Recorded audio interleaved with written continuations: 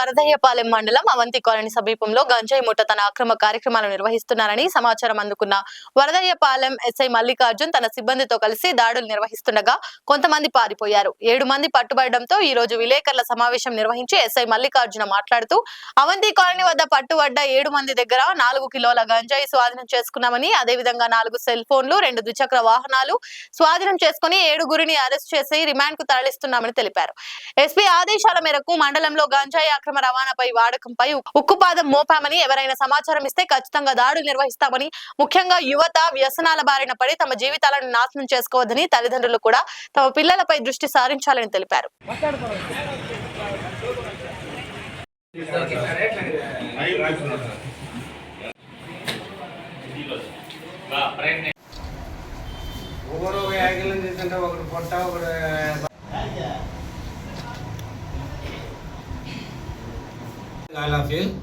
Media మిత్రులందరికీ ఆహ్వానం.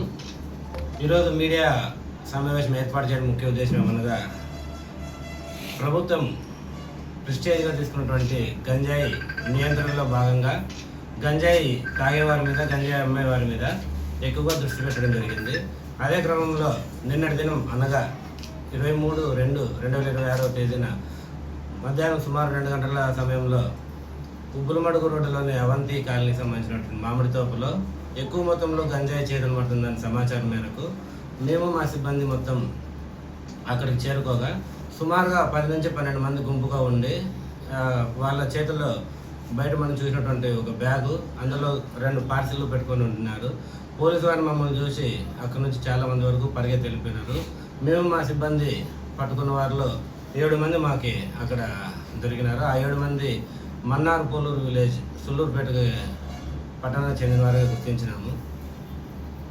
వారందరినీ పట్టుకొని విచారించగా వారి ఇక్కడికి చెన్నవారిపాలెం విలేజ్కి సంబంధించినటువంటి దినేష్ అనే వ్యక్తి ద్వారా వాళ్ళు చాలాసార్లు ఇప్పటికి గంజాయి తీసుకున్నట్టుగాను, ఇప్పుడు కూడా సుమారుగా 4 నుంచి 5 కేజీల వరకు గంజాయి తీసుకోవడానికి ఇక్కడికి వచ్చి వాళ్ళు అక్కడ తోటలో గంజాయి తీసుకుంటున్నప్పుడు సమాచారం పోలీసులు అందరిన వల్ల వెళ్ళి రైడ్ చేసి దొరికినట్లుగాను వాళ్ళు మాకు వెల్లడించినారు. సో ఈ క్రమంలో భాగంగా మిగతా వాళ్ళందరూ పారిపోగా, ఎవరైతే మన ప్రధాన ముద్దాయి దినేష్ ఉన్నాడో అతను పరారీలో ఉన్నాడు ప్రజెంట్. మిగతా దొరికిన వారందరూ మన్నార్ పోలూరు గ్రామానికి చెందిన వారుగా గుర్తించినాము. వాళ్ళ డేటా అంతా మీకు ప్రతినిధి ఇవ్వడం జరుగుతుంది. మీడియా ముఖంగా ప్రజలకు వినిపించేది ఏమంటే, ఇప్పుడు ప్రజలు ఎదుర్కొంటున్నటువంటి అతిపెద్ద సమస్యల్లో గంజాయి ప్రధానంగా ఉంది. వీధి వాడవాడ ఈ బాధితులు ఎక్కువైపోయినారు. ప్రభుత్వం దీని మీద ప్రత్యేక దృష్టి సారించింది. కాబట్టి ప్రజలకు మీడియా ముఖంగా తెలియజేయడం ఏమనగా, మీ పరిసరాల్లో కానీ మీకు దగ్గరలో కానీ ఎవరైనా గంజాయి తాగేవారు కానీ గంజాయి అమ్మేవారు కానీ మీకు అగ్గుపడినట్లయితే మీరు తప్పక మాకు కాంటాక్ట్ చేసి సమాచారం ఇచ్చినట్లయితే మీ సమాచారాన్ని గోప్యంగా ఉంచడం జరుగుతుంది.